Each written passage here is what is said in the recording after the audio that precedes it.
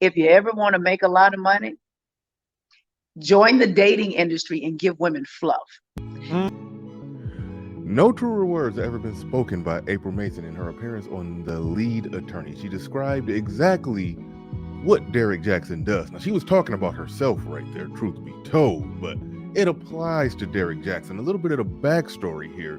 Derrick Jaxn is part of the reason why I started my channel all to begin with, because I would just hear him talking on my Facebook page, and he would just say a lot of nonsense, and I would say, I gotta respond to that. So I would just go in the comment section and pick apart some of the stuff that he was saying and argue with some of his fans back and forth in the comment section. And eventually I said, you know what? I'm just gonna make a video response reaction video. And that was my first YouTube video, and the rest is history. I'm still here on YouTube. So he's loosely, if not directly related to what kind of caused me to start my YouTube channel. So seeing him fall, I can't even say bittersweet, because I kind of, it's kind of fun to watch. It's kind of fun to watch, not gonna lie. But now to today, he's filing for a divorce, allegedly. And I titled this video, Derrick Jaxn did not file for a divorce, because far as I can tell, there's no evidence that he filed for a divorce, and it looks very reactionary. It looks like more or less a chess move to Tasha K outing him. She outed him, then he had to react. That's what it looks like. He's essentially trying to buy himself some more time, because why would he be in public like that without formally announcing it first? It shows a certain degree of weakness. And I always say this, that as a man, when you're dealing with a woman, deal with them on your terms. He's in position to where if he wants to deal with that woman, the new chick, he could deal with her completely on his terms. He could draw a hard line and say, no, I'm a public figure in my marriage and my whole persona. That's a part of what I do. I make public appearances with my wife. Me and you got to get it in and get it on and get down behind the scenes. But the mere fact that he's being led by this woman, essentially following her and going out and doing what she wants to do, and then Tasha K dropped a video that shows that this woman don't even care at all about his situation. She's out here on some I'm going to expose you for clout type stuff, and like you're that stupid to be exposed for clout, but then you're doing a damage control public statement to formally explain that you filed for a divorce a while back. Meanwhile, in Atlanta, you must be separated for an entire year before you can formally file for a divorce. So even there's inconsistencies in the lines when he's saying a few months back we decided that we needed to go our separate ways. You would have to decide that over a year ago, and then a few months after that year, leading up to now, then the divorce would have had to been done, or something in that scenario or in that range. It just the math doesn't math for him to make it seem like he already had a divorce filed and there's no evidence. So, Tasha K could produce and pull up the evidence of a divorce being filed. So no, it just looked like damage control, where he's just buying time. He wants to be out there and messing with chicks. And look, if you're going to be messing with chicks, you don't have to do it messy and sloppy like that. But again, it just speaks to his weakness in that how a woman can just lead him and publicly drag him out there. The previous mistresses, it was at least done behind the scenes and then it got brought out to the public, but he's just going out in public with it. If you knew you were going to be out in public with it,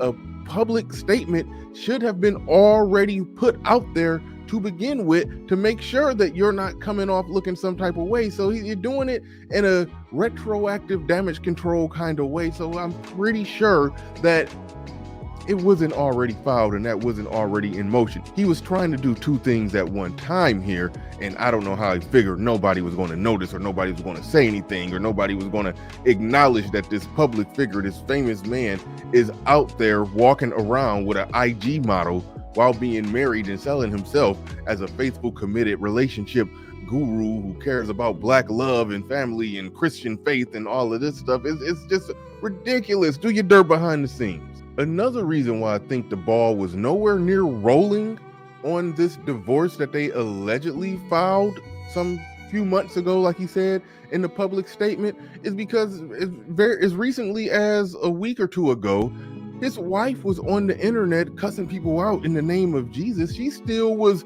essentially in the marriage. She's still fighting for the marriage. He's still doing videos outside of the same house. Everything was still operating just as usual. She was cursing everybody who cursed her marriage, who had anything bad to say about her marriage and her situation. She was still fighting for it. So you can't say that it was some separation, and if a divorce was filed, like I said, the separation would have had to been a year ago. So no, they weren't operating and behaving like two people that were separate and apart.